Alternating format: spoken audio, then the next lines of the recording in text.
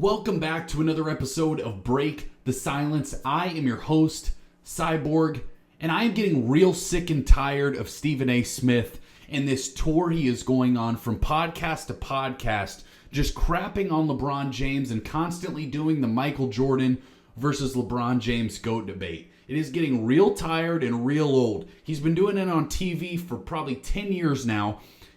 And at what point is there no new information being given to us?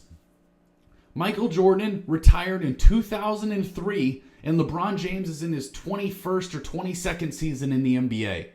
Nothing that is happening anymore is changing anyone's opinion. So stop having this debate every single day. I want to discuss some of the specifics of what Stephen A. was talking about and a couple specific quotes that he had, because it gets really frustrating for me. And disclaimer, I'm not going to give you my opinion on who I think is the GOAT between those two.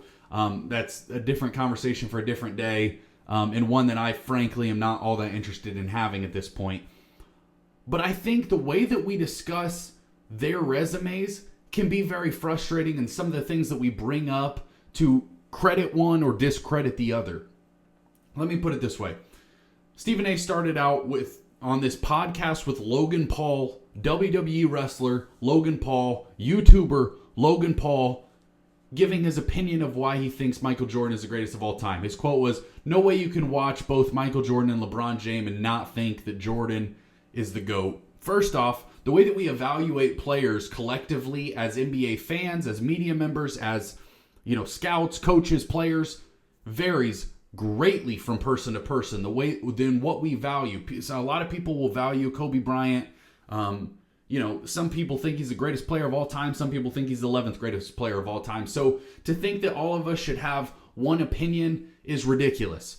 But the quote that stood out to me most, that I think was most frustrating, was Stephen A. Smith said, "Don't count the Wizards years for Michael Jordan. He was trying to get ownership of the team."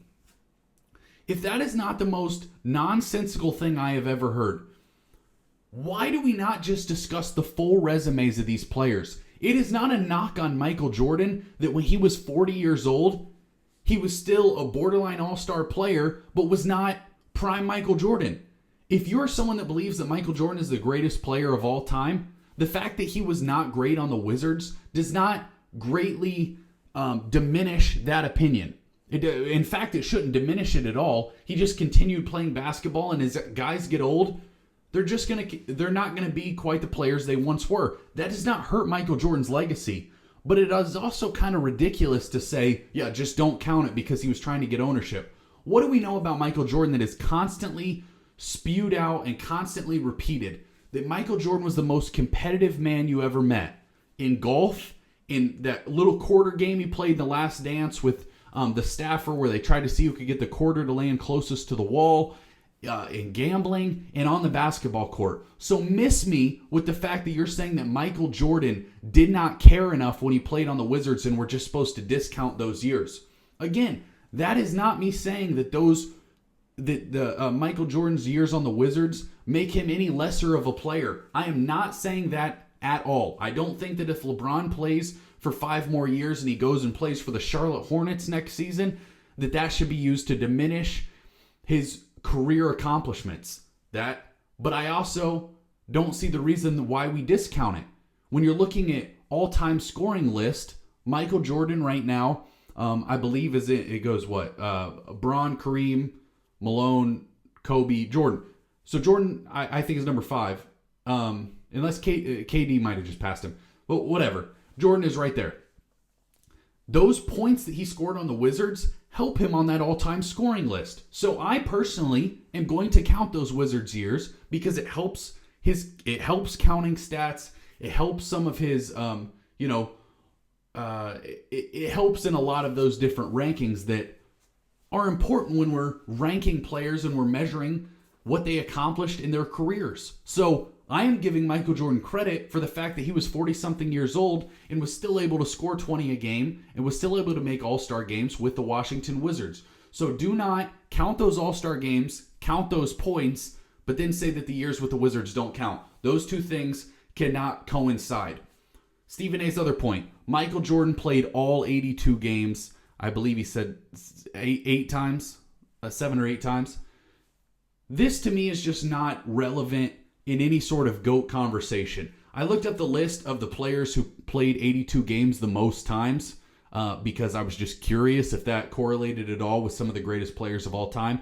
In first place was John Stockton, who obviously is a very good player. Second is Otis Thorpe, Derek Fisher, and Andre Miller.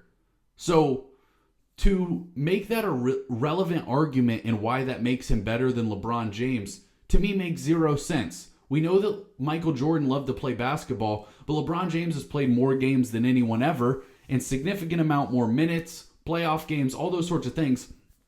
So playing 82 games in one individual season has never mattered in any other debate we've ever done, except for whatever reason Stephen A. brings it up on this occasion. And the final one is he said that the NBA created rules for Michael Jordan to stop him. I actually think it's quite the opposite, because the NBA changed rules to stop allowing hand checking to make it easier to score.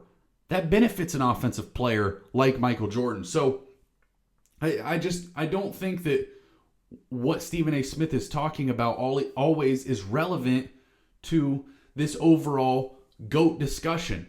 You can look at relevant things on the court. The fact that Michael Jordan won 6 championships in, we'll say 7 seasons of playing basketball. One of them he retired and kind of came back, at the second half of that season. But he won 6 championships in 7 seasons of basketball. That's a crazy accomplishment. And when we're discussing who is the greatest basketball player of all time, you can look at peak versus longevity versus team success, whatever, skill sets, whatever you personally value can all matter. But when you're talking about peak, Michael Jordan had 6 years that he played, and count that half year, 6 out of 7 years that he played, that he won an NBA championship in a row and was playing at the highest level we've ever seen. That to me matters a lot and is a valuable part of the conversation. What Michael Jordan did for the NBA brand as a whole is valuable to the GOAT conversation, and what he was able to, accomplish, the globalization of the league, the eyes he got on the league, the way that he grew it, the high flying, the brand, the shoes, all that stuff, the aura of Michael Jordan is part of the conversation. What is not part of the conversation is that he played 82 games in a season. I don't care. I really don't. This year, Mikal Bridges has played 82 games almost every year of his career. Does that make him the best player in the NBA? Does that make him a top 50 player in the NBA? I mean, maybe he's top 50, but hey, he's played like bull crap in these playoffs so far.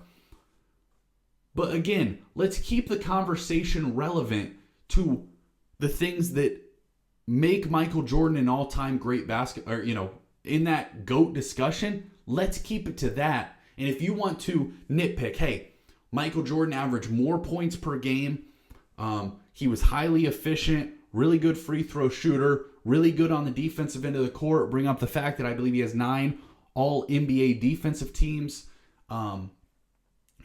scoring championships, playoff scoring, he's number 1 all time. All those things are relevant to the discussion. But every single time Stephen A. gets on a podcast, he just starts bringing up stuff because he's scrambling.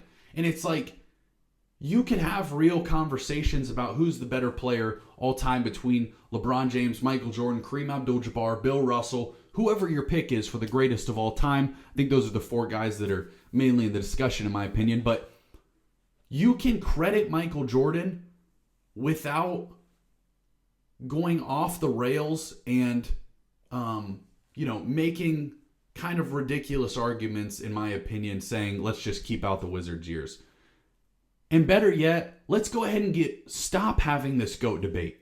Because, again, it is not fun anymore. Skip Bayless got on TV every single day for 15 years and wanted to have the GOAT debate. LeBron James would miss a three-pointer in a game in the middle of February, a totally irrelevant game, and Skip Bayless would get on TV the next day and say that's a reason that Michael Jordan is greater than LeBron. It is not fun anymore. These two guys had awesome careers. And when they're retired, if you and your friends want to sit down and debate who's the greatest basketball player of all time, have at it. That can be fun. But as far as the media, we know where Stephen A. Smith stands. Why does he have to keep repeating it on every stinking podcast he goes on?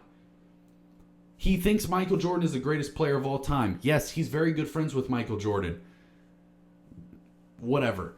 And we know the same thing. LeBron James has friends that are in the media that will help speak out for him. But if NBA playoffs are on, let's focus on that. And if you love the NBA playoffs, make sure you subscribe to this podcast because that is where our focus will be. Appreciate y'all watching. Let me know, are you still enjoying hearing the GOAT debate at this point? Or are you with me and ready to move on to different basketball conversations? Thank you for watching. Cyborg out.